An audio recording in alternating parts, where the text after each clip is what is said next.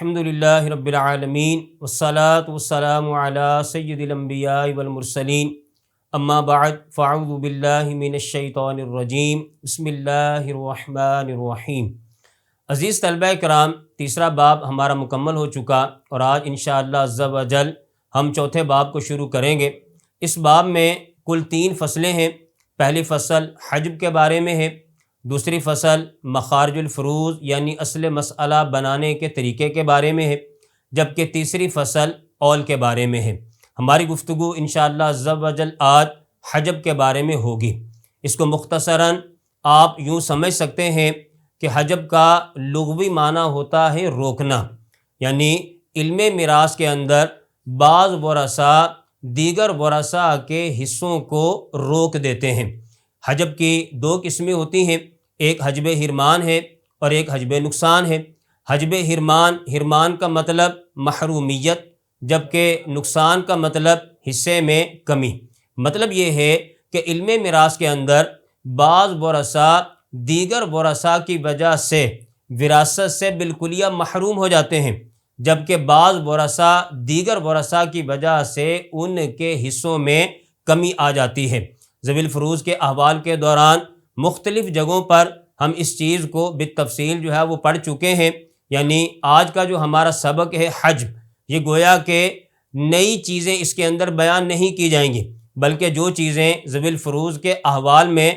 مختلف مقامات پر بیان کی گئی ہیں انہی کو یہاں پر ایک جگہ میں جمع کر دیا گیا ہے۔ جیسے ہم نے دادا کے حوال میں یہ بات پڑھی کہ باپ کے ہوتے ہوئے دادا محروم ہو جاتا ہے، تو یہ گویا کہ حجب ہے۔ اسی طرح اخیافی بھائی بہن کے حوال میں ہم نے یہ بات پڑھی کہ باپ، دادا، بیٹا، بیٹی، پوتا، پوتی، ان سب کے ہوتے ہوئے اخیافی بھائی بہن محروم ہو جاتے ہیں۔ اسی طرح وہ ہم نے پوتیوں کے احوال میں یہ بات پڑھی کہ 2 یا 2 سے زیادہ بیٹیاں ہوں تو پوتیاں وراثت سے محروم ہو جاتی ہیں۔ اللاتی بہن کے احوال میں ہم نے یہ بات پڑھی کہ 2 یا 2 سے زیادہ حقیقی بہنیں ہوں تو اللاتی بہنیں وہ محروم ہو جاتی ہیں۔ تو یہ ساری صورتیں جو میں نے بیان کی ہیں یہ حجب کی ہیں۔ اس کی اور صورتیں بھی ہیں کہ جس کو انشاءاللہ عز و جل ہم اس سبق کے دوران پڑھیں گے۔ اسی طرح حجب نقصان کہ ایک وارث دوسرے وارث کے حصے میں کمی کا وہ باعث یا ذریعہ بنتا ہے۔ جیسے ہم نے بیوی اور شوہر کے حوال میں یہ بات پڑھی کہ اولاد کی وجہ سے ان کے حصوں میں کمی واقع ہو جاتی ہے۔ اسی طرح ماں کے حوال میں ہم نے یہ بات پڑھی کہ اولاد کی وجہ سے یا کسی بھی قسم کے 2 بھائی یا 2 بہنوں کی وجہ سے ماں کے حصے میں وہ کمی واقع ہو جاتی ہے۔ اسے حجب نقصان سے وہ تعبیر کیا جاتا ہے۔ خلاصہ یہ ہے کہ یہ ساری چیزیں جو ہم نے ذوی الفروض کے احوال میں مختلف مقامات پر محرومیت والی پڑھی یا حصے میں کمی والی پڑھی، وہ ساری کی ساری صورتیں اجتماعی طور پر ایک ہی مقام پر یہاں پر وہ بیان کی گئی ہیں۔ آئیے اس کو بالتفصیل پڑھنے کی سعادت حاصل کرتے ہیں۔ پہلی فصل حجب کا بیان۔ لغوی اور اصطلاحی معنی سب سے پہلے بیان کیا گیا ہے۔ حجب کا لغوی معنی روکنا ہے، جبکہ اس کا اصطلاحی معنی یہ ہے کہ اصطلاح اہل فرائض میں کسی مخصوص شخص کو کسی دوسرے شخص کی موجودگی میں وراثت سے کلی یا جزوی طور پر محروم کر دینا حجب کہلاتا ہے۔ یعنی ایک شخص کی وجہ سے دوسرا شخص یا تو وراثت سے کلی طور پر محروم ہو جاتا ہے، یا ایک شخص وہ دوسرے شخص کی وجہ سے وراثت سے جزوی طور پر وہ محروم ہو جاتا ہے۔ اسے وہ حجب سے تعبیر کیا جاتا ہے۔ اور حجب کی جہاں تک اقسام کا تعلق ہے تو اس کی 2 اقسام ہیں، نمبر 1 حجب نقصان اور نمبر 2 حجب حرمان۔ جیسا کہ ابھی بیان کیا گیا کہ حجب نقصان کا مطلب حصے میں کمی، کہ ایک وارث کی وجہ سے دوسرے وارث کے حصے میں کمی واقع ہو جاتی ہے۔ اس کا مطلب یہ ہے کہ ایک شخص وراثت کے زیادہ حصہ کا مستحق ہوتا ہے، لیکن کسی دوسرے آدمی کی موجودگی اس کے حصے میں کمی کا باعث بن جاتی ہے۔ یعنی اس کی عدم موجودگی میں، یعنی اس کے نہ ہونے کی صورت میں جتنا حصہ ملنا تھا اب اس کی موجودگی میں اس سے کم حصہ ملے، کہ اگر وہ شخص موجود نہ ہوتا تو حصہ زیادہ ملتا، لیکن چونکہ وہ شخص موجود ہے اس وجہ سے اس کے حصہ وراثت میں کمی واقع ہو گئی۔ اسے حجب نقصان سے تعبیر کیا جاتا ہے۔ حجب کی اس قسم سے 5 ورثاء متاثر ہوتے ہیں، اور یہ پانچوں کے پانچوں ورثاء کے احوال ہم ذوی الفروض کے اندر بالتفصیل پڑھ چکے۔ نمبر 1 شوہر، اولاد نہ ہو تو نصف یعنی 1/2 حصہ، اور اگر اولاد ہو تو ربع یعنی 1/4 حصہ ملتا ہے۔ یہاں پر دیکھیے کہ اولاد اگر موجود نہ ہو تو شوہر کو نصف یعنی زیادہ حصہ ملتا ہے، اور اگر اولاد موجود ہو تو شوہر کو ربع یعنی 1/4 کم حصہ ملتا ہے۔ دوسرے نمبر پر بیوی ہے تو اس کا بھی اسی طرح ہے کہ اگر اولاد نہ ہو تو ربع یعنی 1/4 حصہ ملتا ہے، زیادہ حصہ ملتا ہے، اور اگر اولاد ہو تو ثمن یعنی 1/8 کم حصہ جو ہے وہ بیوی کو دیا جاتا ہے۔ تیسرے نمبر پر ماں ہے کہ میت کی اولاد نہ ہو اور کسی قسم کے 2 بھائی یا 2 بہنیں یا 1 بھائی اور 1 بہن نہ ہو تو ماں کو ثلث یعنی 1/3 حصہ ملتا ہے، زیادہ حصہ ملتا ہے۔ بصورت دیگر سدس 1/6 یعنی کم حصہ ملتا ہے۔ اگر اولاد نہ ہو اور کسی قسم کے 2 بھائی یا 2 بہنیں نہ ہوں تو اس صورت کے اندر ماں کو ثلث یعنی زیادہ حصہ ملتا ہے، اور اگر اولاد موجود ہو یا کسی قسم کے 2 بھائی یا 2 بہنیں موجود ہوں یا 1 بھائی اور 1 بہن موجود ہو تو اس صورت کے اندر ماں کو چھٹا یعنی کم حصہ جو ہے وہ دیا جاتا ہے۔ تو گویا شوہر، بیوی اور ماں ان تینوں کے اندر جو ہے وہ اولاد اثر انداز ہوتی ہے۔ شوہر کے اندر جو ہے وہ اولاد اگر ہو تو شوہر کو ربع حصہ ملتا ہے، بیوی کے اندر اگر اولاد موجود ہو میت کی تو بیوی کو ثمن یعنی 8واں حصہ ملتا ہے، اور اسی طرح اگر میت کی جو ہے وہ اولاد موجود ہو تو ماں کو جو ہے وہ چھٹا حصہ ملتا ہے، اور اگر اولاد موجود نہ ہو تو ماں کو جو ہے وہ ثلث یعنی 1/3 حصہ جو ہے وہ دیا جاتا ہے۔ اسی طرح چوتھے نمبر پر پوتی ہے کہ میت کی بیٹی نہ ہو تو پوتی کو نصف یعنی 1/2 حصہ ملتا ہے، اور اگر میت کی بیٹی موجود ہو تو اس صورت کے اندر پوتی کو سدس یعنی 1/6 حصہ ملتا ہے۔ تو یہاں بیٹی کی وجہ سے پوتی کے حصے میں جو ہے وہ کمی واقع ہو گئی۔ 5ویں نمبر پر اللاتی بہن ہے کہ حقیقی بہن کی عدم موجودگی میں اللاتی بہن نصف یعنی 1/2 حصہ پاتی ہے، لیکن حقیقی بہن کی موجودگی میں سدس یعنی 1/6 حصہ پاتی ہے۔ گویا اللاتی بہن کا حصہ حقیقی بہن کی وجہ سے جو ہے وہ کم ہو جاتا ہے۔ اگر حقیقی بہن موجود نہ ہو تو 1/2 حصہ ملے گا اللاتی بہن کو، اگر حقیقی بہن جو ہے وہ موجود ہو تو اس صورت کے اندر اللاتی بہن کو جو ہے وہ چھٹا حصہ ملتا ہے۔ تو خلاصہ کلام یہ نکلا کہ جو ہماری پہلی قسم ہے حجب کی، جسے حجب نقصان کہا جاتا ہے، تو اس قسم سے 5 ورثہ جو ہے وہ متاثر ہوتے ہیں، یعنی 5 ورثہ ایسے ہیں کہ جن کے حصہ وراثت میں کمی دیگر ورثہ کی وجہ سے جو ہے وہ ہو جاتی ہے، جس کی تفصیل پڑھنے کی سعادت آپ نے حاصل کی۔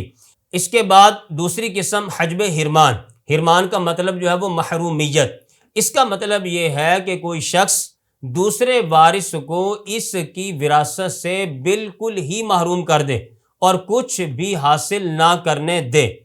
اب یہاں پر حجب حرمان میں جو ورثہ ہیں ان کی جو ہے وہ 2 قسمیں ہیں، یعنی حجب حرمان کے اندر جو ورثہ ہیں وہ 2 فریق ہیں۔ پہلا فریق ایسا ہے جو کسی حال میں کلیتاً یعنی مکمل طور پر وراثت سے محروم نہیں ہوتا، یعنی حجب حرمان کے اندر ایک فریق ورثہ کا ایسا ہے جو کبھی بھی وراثت سے بالکلیہ محروم نہیں ہوتا، جیسا کہ ہم نے ذوی الفروض کے احوال میں بعض ورثہ کے احوال پڑھتے ہوئے یہ بات مشاہدہ کی ہوگی کہ بعض ورثہ کسی طور پر بھی جو ہے وہ وراثت سے بالکلیہ محروم نہیں ہوتے، جیسا کہ بیوی کے احوال کے اندر آپ نے محرومیت والا حال نہیں پڑھا، شوہر کے احوال کے اندر جو ہے وہ محرومیت والا حال نہیں ہے، بیٹی کے احوال کے اندر، اسی طرح ماں کے احوال کے اندر، باپ کے احوال کے اندر، یہ ورثہ ایسے ہیں کہ جن کے احوال میں محرومیت مذکور نہیں ہے۔ تو اسی کو یہاں پر جو ہے وہ ذکر کیا گیا کہ حجب حرمان میں جو ورثہ ہوتے ہیں یہ 2 قسموں پر مشتمل ہوتے ہیں، 2 فریق ہوتے ہیں، اور پہلا فریق ایسا ہے جو کسی حال میں کلیتاً کبھی بھی وراثت سے محروم نہیں ہوتا۔ ہاں ان میں سے بعض ورثہ ایسے ہیں کہ جن کے حصے میں کمی ضرور واقع ہوتی ہے، جیسا کہ ابھی اوپر آپ نے جو ہے وہ پڑھنے کی سعادت حاصل کی کہ بیوی ہے تو اولاد کی وجہ سے اس کے حصے میں کمی ہو جاتی ہے، شوہر ہے تو اولاد کی وجہ سے اس کے حصے میں کمی ہو جاتی ہے، ماں ہے تو اس کے حصے میں جو ہے وہ کمی ہو جاتی ہے۔ تو ان ورثہ میں سے بعض ایسے ہیں کہ جن کے حصہ وراثت میں کمی ضرور ہوتی ہے لیکن کبھی بھی بالکلیہ وراثت سے ان کی محرومیت جو ہے وہ نہیں ہوتی۔ تو پہلے نمبر پر ایسا فریق بیان کیا گیا کہ جو وراثت سے بالکلیہ کبھی بھی محجوب یا محروم نہیں ہوتا۔ پہلا فریق ایسا ہے جو کسی حال میں کلیتاً یعنی مکمل طور پر محجوب نہیں ہوتا۔ وہ ورثہ جو حجب حرمان کے طور پر کبھی بھی محجوب نہیں ہوتے، وہ 3 مرد اور 3 عورتیں ہیں۔ مردوں کے اندر پہلے نمبر پر باپ ہے، دوسرے نمبر پر بیٹا ہے، تیسرے نمبر پر شوہر ہے، کہ یہ 3 مرد حضرات ایسے ہیں جو وراثت سے کبھی بھی کلیتاً مکمل طور پر جو ہے وہ محروم نہیں ہوتے، جبکہ عورتوں میں بیٹی ہے، ماں ہے اور بیوی ہے۔ یہ ایسے لوگ ہیں جو مکمل طور پر وراثت سے کبھی بھی محروم نہیں ہوتے، اگرچہ ان میں سے بعض حجب نقصان کے طور پر محجوب ہو جاتے ہیں، یعنی اگرچہ ان میں سے بعض ایسے ہیں کہ جن کے حصہ وراثت میں دیگر ورثاء کی وجہ سے کمی ضرور آتی ہے، لیکن بالکلیہ وراثت سے محرومیت ان کے لیے نہیں ہوتی۔ اب وہ کون سے ورثاء ہیں؟ ان میں سے کہ جو حجب نقصان کے طور پر محجوب ہو جاتے ہیں وہ ماں ہے، زوج ہے اور زوجہ ہے، یعنی ماں، بیوی اور شوہر، کہ ان کے حصے اولاد کی وجہ سے کم ضرور ہوتے ہیں، لیکن کبھی بھی بالکلیہ یہ حضرات جو ہے وہ وراثت سے محروم مکمل طور پر جو ہے وہ نہیں ہوتے۔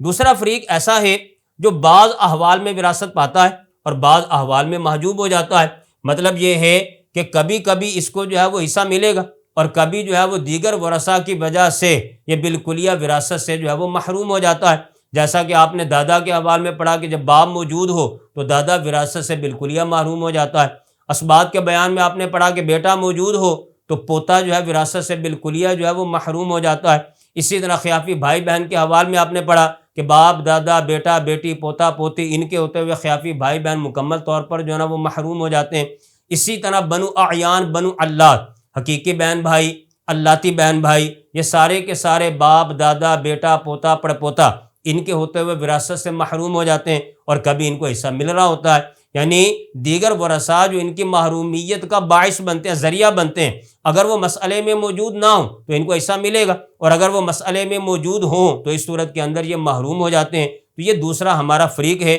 جس کو ہم انشاءاللہ عز و جل ابھی پڑھیں گے۔ دوسرا فریق ایسا ہے جو بعض احوال میں وراثت پاتا ہے اور بعض احوال میں محجوب ہوتا ہے۔ اس فریق میں حجب حرمان 2 قاعدوں پر جو ہے وہ مبنی ہے۔ قاعدہ نمبر 1، ہر وہ رشتہ دار جو میت کی طرف کسی واسطے سے منسوب ہوتا ہے، وہ رشتہ دار اس واسطے کے ہوتے ہوئے محروم ہوتا ہے، سوائے اخیافی بھائی اور بہنوں کے باوجود یہ کہ وہ ماں کے واسطے سے رشتہ دار ہوتے ہیں، ماں کی موجودگی میں بھی حصہ پاتے ہیں، کیونکہ ماں کسی طور پر جمی ترکے کی حقدار نہیں ہوتی، اس لیے بچ جانے والا مال جو ہے وہ اس کی اولاد کو ملتا ہے۔ یعنی قاعدہ یہ ہے کہ ہر وہ وارث کہ جو کسی واسطے سے میت کی طرف منسوب ہوتا ہے، اس واسطے کے ہوتے ہوئے وہ وارث جو ہے وہ وراثت سے محروم ہو جاتا ہے۔ جیسا کہ اس کی مثال میں نے بیان کی کہ دادا جو ہے وہ میت کی طرف باپ کے واسطے سے منسوب ہوتا ہے، تو جب باپ موجود ہوگا تو دادا محروم ہو جائے گا۔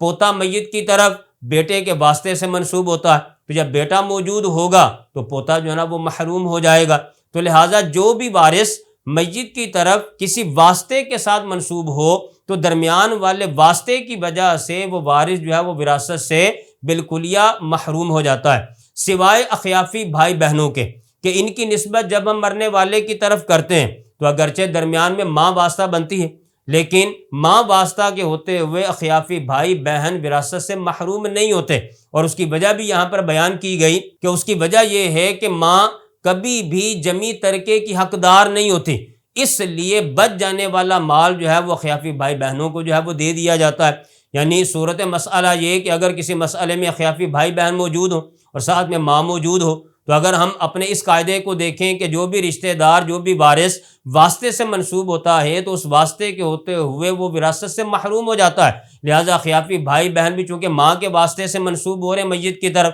لہٰذا ماں کے ہوتے ہوئے ان کو وراثت سے بالکلیہ محروم کر دیا جائے اور سارا کا سارا مال جو ہے وہ ماں کو دے دیا جائے۔ تو ایسا نہیں کیا جاتا، کیونکہ ماں کسی بھی حال میں کلی طور پر وراثت کا استحقاق نہیں رکھتی، یعنی جمی ترکے کی ماں جو ہے وہ حقدار نہیں ہوتی، اس لیے ماں کی موجودگی میں اگر اخیافی بھائی بہن ہوں تو ماں کے ہوتے ہوئے ان کو محروم نہیں کیا جاتا، بلکہ ماں کو حصہ دینے کے بعد جو مال ہوتا ہے وہ اخیافی بھائی بہنوں کو بھی جو ہے وہ دیا جاتا ہے۔ اس لیے یہاں پر یہ بات مذکور ہے سوائے اخیافی بہنوں اور اخیافی بھائیوں کے، کہ وہ باوجود یہ کہ ماں کے واسطے سے رشتہ دار ہوتے ہیں، ماں کی موجودگی میں بھی حصہ پاتے ہیں، کیونکہ ماں کسی طور پر جمی ترکے کی حقدار نہیں ہوتی، اس لیے بچ جانے والا مال جو ہے وہ ماں کی اولاد یعنی اخیافی بھائی اور بہنوں کو جو ہے وہ دیا جاتا ہے۔ دوسرا قاعدہ یہ ہے الاقرب فالاقرب، کہ جو زیادہ قریبی رشتہ دار ہوتا ہے وہ زیادہ حقدار ہوتا ہے، یعنی قریب والا جو ہوتا ہے وہ دور والے کو وراثت سے محروم کر دیتا ہے۔ یہاں پر نوٹ کے طور پر ایک مسئلہ بیان کیا گیا، اس کو پڑھنے سے پہلے اس کے حوالے سے مختصر کچھ وضاحت آپ سماعت فرما لیں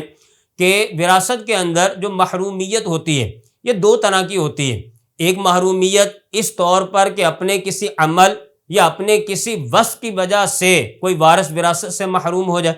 اور ایک یہ کہ اپنے کسی عمل یا وصف کی وجہ سے وراثت سے محروم نہ ہو بلکہ کسی دوسرے وارث کی وجہ سے کوئی وارث وراثت سے محروم ہو جائے۔ دونوں کے اندر جو ہے وہ فرق ہوتا ہے۔ وہ وارث جو اپنے کسی عمل یا اپنے کسی وصف کی وجہ سے وراثت سے محروم ہو، کیا وہ کسی اور کے لیے حاجب حرمان یا حاجب نقصان بن سکتا ہے؟ مطلب کسی اور کو وراثت سے بالکلیہ محروم کر سکتا ہے یا اس کے حصہ وراثت میں کمی کا ذریعہ بن سکتا ہے، جبکہ یہ خود اپنے کسی عمل یا وصف کی وجہ سے وراثت سے محروم ہوا ہے۔ اس کو یہاں پر جو ہے وہ بیان کیا گیا ہے کہ ایک وہ وارث جو اپنے کسی عمل یا وصف کی وجہ سے وراثت سے محروم ہو جائے، یہ کسی اور کے لیے حاجب حرمان یا حاجب نقصان بن سکتا ہے یا نہیں۔ اسی طرح وہ وارث جو اپنے کسی عمل یا وصف کی وجہ سے وراثت سے محروم نہیں ہے بلکہ کسی دوسرے شخص کی موجودگی کی وجہ سے یہ وراثت سے محروم ہے، یہ کسی اور کے لیے حاجب حرمان یا حاجب نقصان بن سکتا ہے یا نہیں، اس کو یہاں پر جو ہے وہ بالتفصیل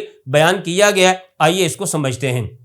نوٹ: اپنے کسی عمل یا وصف کی وجہ سے مکمل طور پر میراث سے محروم رہنے والا شخص، جیسا کہ کافر ہے، غلام ہے، قاتل ہے۔ کافر اپنے کفر کی وجہ سے وراثت سے بالکلیہ محروم ہے،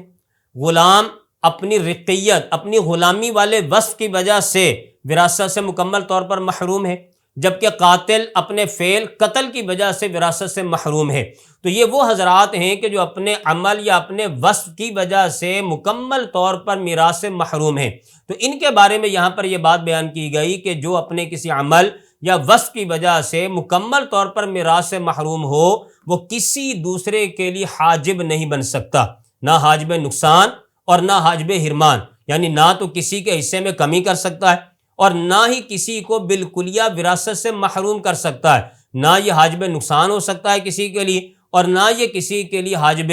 حرمان ہو سکتا ہے۔ احناف اور عام صحابہ اکرام علیہم رضوان کا یہی مذہب ہے اور مفتابی بھی یہی ہے، جبکہ حضرت عبداللہ بن مسعود رضی اللہ تعالیٰ عنہ کے نزدیک ایسا شخص حاجب نقصان تو ہو سکتا ہے، حاجب حرمان نہیں ہو سکتا۔ مطلب ایسا شخص جس کے بارے میں ابھی ہماری گفتگو جاری ہے، جو اپنے کسی عمل یا وصف کی وجہ سے مکمل طور پر میراث سے محروم ہے، ایسا شخص دوسروں کے لیے حاجب نقصان تو ہو سکتا ہے، یعنی اس کی وجہ سے کسی دوسرے وارث کے حصے میں کمی تو آ سکتی ہے، لیکن اس کی وجہ سے کوئی دوسرا وارث مکمل طور پر میراث سے محروم نہیں ہو سکتا۔ تو حضرت عبداللہ بن مسعود کا موقف یہ ہے، جبکہ احناف اور عام صحابہ کرام کا جو مذہب ہے وہ اوپر بیان کر دیا گیا، جو کہ مفتابی ہے۔ اور یہاں پر ایک مثال کے ذریعے اس کو سمجھایا گیا۔ اس مثال کو ہم انشاءاللہ عز و جل وائٹ بورڈ کے اوپر بھی حل کرنے کی سعادت حاصل کریں گے کہ ایک مسلمان عورت کا انتقال ہوا، اس نے ورثہ میں کافر بیٹا، مسلمان زوج اور 2 اخیافی بھائی مسلمان چھوڑے۔ اب احناف اور عام صحابہ کرام کے مذہب کے مطابق اس مثال کو کس طرح حل کیا جائے گا، جبکہ حضرت عبداللہ بن مسعود رضی اللہ تعالیٰ عنہ کے نزدیک اس مثال کو کس طرح حل کیا جائے گا؟ آئیے اس کو جو ہے وہ بورڈ کے اوپر سمجھنے کی سعادت حاصل کرتے ہیں۔ عزیز طلبہ کرام، جو مسئلہ ہم نے پڑھا کہ جو اپنے کسی عمل یا وصف کی وجہ سے وراثت سے بالکلیہ محروم ہو جائے، وہ دوسروں کے لیے نہ تو حاجب حرمان بن سکتا ہے اور نہ حاجب نقصان۔ احناف اور عام صحابہ کرام کا موقف یہی ہے، جبکہ حضرت عبداللہ بن مسعود رضی اللہ تعالیٰ عنہ کے نزدیک ایسا شخص دوسروں کے لیے حاجب نقصان تو بن سکتا ہے لیکن حاجب حرمان نہیں بن سکتا۔ آئیے اس کی مثال پڑھتے ہیں۔ ایک عورت کے جس کا انتقال ہوا، اس نے ورثہ میں شوہر، 2 اخیافی بھائی اور تیسرے نمبر پر کافر بیٹا، یہ ورثہ اس نے جو ہے وہ چھوڑے ہیں۔ اور ہم نے شوہر کے احوال میں یہ بات پڑھی تھی کہ اگر جو ہے وہ میت کی اولاد موجود ہو تو شوہر کو 1/4 حصہ یعنی کم حصہ ملتا ہے، اور اگر اولاد نہ ہو تو شوہر کو 1/2 یعنی زیادہ حصہ ملتا ہے۔ اب یہاں پر میت کی اولاد تو موجود ہے، بیٹا تو اس کا موجود ہے، لیکن یہ کافر ہے۔ اور ابھی آج کے درس میں ہم نے یہ بات پڑھی کہ جو اپنے عمل یا اپنے کسی وصف کی وجہ سے وراثت سے بالکلیہ محروم ہو جائے تو احناف کا موقف یہ ہے کہ وہ نہ تو کسی کے لیے حاجب حرمان بن سکتا ہے اور نہ کسی کے لیے حاجب نقصان، نہ تو کسی کے حصے میں کمی کر سکتا ہے اور نہ ہی جو ہے وہ کسی کو بالکلیہ وراثت سے محروم کر سکتا ہے۔ تو یہ کافر بیٹا یوں ہوگا کہ جیسے یہ مسئلے میں موجود ہی نہیں ہے، یہ گویا کہ معدوم ہے، لہٰذا نہ تو یہ شوہر کے حصے میں کمی کر سکتا ہے اور نہ ہی اخیافی بھائیوں کو جو ہے وہ محروم کر سکتا ہے۔ حالانکہ اخیافی بھائی بیٹوں کے ہوتے ہوئے وراثت سے محروم ہوتے ہیں اور شوہر کا حصہ بیٹوں کے ہوتے ہوئے جو ہے وہ کم ہو جاتا ہے، لیکن اپنے کفر کی وجہ سے یہ میراث سے محروم رہنے والا بیٹا نہ تو شوہر کے لیے حاجب نقصان بنے گا اور نہ ہی اخیافی بھائیوں کے لیے حاجب حرمان بنے گا۔ تو لہٰذا یہ ایسے ہوگا کہ جیسے یہ یہاں پر موجود ہی نہیں، اور اس کے بغیر ہی جو ہے وہ ہم مثال کو جو ہے وہ بنائیں گے کہ جب میت کی اولاد نہ ہو تو شوہر کو جو ہے وہ 1/2 حصہ ملتا ہے، اور اسی طرح خیافی بھائی جب 2 یا 2 سے زیادہ ہوں تو ان کو 1/3 جو ہے وہ حصہ دیا جاتا ہے۔ جہاں تک تعلق ہے اصل مسئلہ کا، تو اس مثال میں اصل مسئلہ جو ہے وہ 6 سے آئے گا، کیونکہ فریق اول کا 1/2 فریق ثانی کے 1/3 کے ساتھ مل گیا، اور جب فریق اول کے 1/2 فریق ثانی کے کسی معینہ حصے کے ساتھ ملے تو مسئلہ 6 سے آتا ہے، اور اسی 6 کو ہم ذوی الفروض کے حصوں کے ساتھ ضرب دیں گے۔ 6 کو جب 2 پر تقسیم کیا تو جواب جو ہے وہ 3 آیا، اور 6 کو 3 پر تقسیم کیا تو جواب 2 آیا، تو 3 حصے شوہر کے جبکہ 2 حصے 2 اخیافی بھائیوں کے، ایک حصہ جو ہے وہ باقی بچ گیا، تو وہ ایک حصہ جو ہے وہ نسبی جو ذوی الفروض ہوں گے ان کے اوپر جو ہے وہ لوٹایا جائے گا، جسے رد علی ذوی الفروض نسبیہ جو ہے وہ کہا جاتا ہے۔ اور یہاں پر نسبی ذوی الفروض میں اخیافی بھائی ہیں، وہ ایک حصہ ان اخیافی بھائیوں کے اوپر رد کے اصولوں کے مطابق جو ہے وہ لوٹایا جائے گا۔ شوہر جو ہے وہ اصحاب فرائض میں سے تو ہے لیکن نسبی نہیں ہے، بلکہ یہ سببی اصحاب فرائض میں سے ہے، اس لیے وہ بچا ہوا ایک حصہ شوہر کے اوپر نہیں لوٹایا جائے گا۔ تو یہ مثال گویا کہ ہماری احناف کے موقف کے مطابق اس کو جو ہے وہ حل کیا گیا۔ آئیے اب اسی مثال کو حضرت عبداللہ بن مسعود رضی اللہ تعالی عنہ کے موقف کے مطابق جو ہے وہ حل کرتے ہیں،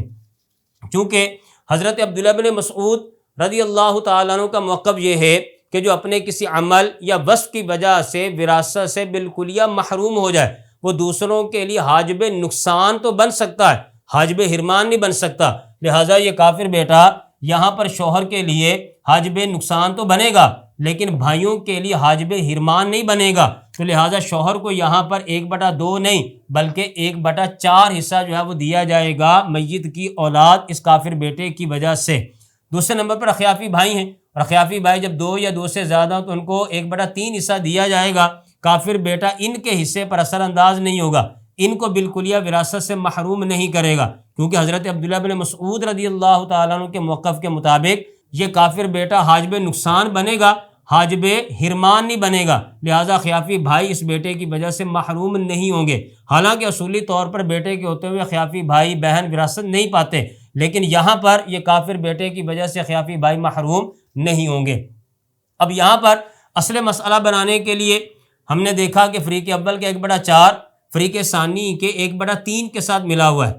تو لہٰذا یہاں پر اصل مسئلہ جو ہے وہ 12 سے آئے گا، اور اسی 12 کو ہم ذوی الفروض کے حصوں کے ساتھ جو ہے وہ ضرب دیں گے۔ شوہر کو جو ہے وہ 3 حصے جبکہ 2 خیافی بھائیوں کو 4 حصے، تو باقی جو 5 حصے بچیں گے وہ 5 حصے جو ہے وہ نسبی اصحاب فرائض کے اوپر رد کے اصولوں کے مطابق جو ہے وہ لٹا دیں گے۔ تو گویا ایک ہی مثال احناف کے طریقے پر حل کی گئی تو اور طریقے سے حل ہوئی، جبکہ حضرت عبداللہ بن مسعود رضی اللہ تعالیٰ عنہ کے موقف کے مطابق حل کی گئی تو وہ اور طریقے سے جو ہے وہ حل ہوئی۔ اور خلاصہ یہی، اپنے کسی عمل یا اپنے کسی وصف کی وجہ سے وراثت سے محروم رہنے والا شخص احناف کے نزدیک نہ تو حاجب حرمان بن سکتا ہے نہ حاجب نقصان، جبکہ حضرت عبداللہ بن مسعود کے نزدیک حاجب نقصان تو بن سکتا ہے، حاجب حرمان نہیں بن سکتا۔ عزیز طلبہ کرام، جیسا کہ آپ نے وائٹ بورڈ پر اس مثال کو ملاحظہ فرمایا، اب آئیے بڑھتے ہیں دوسرے شخص کی طرف کہ جو اپنے کسی عمل یا وصف کی وجہ سے مکمل طور پر میراث سے محروم نہیں ہے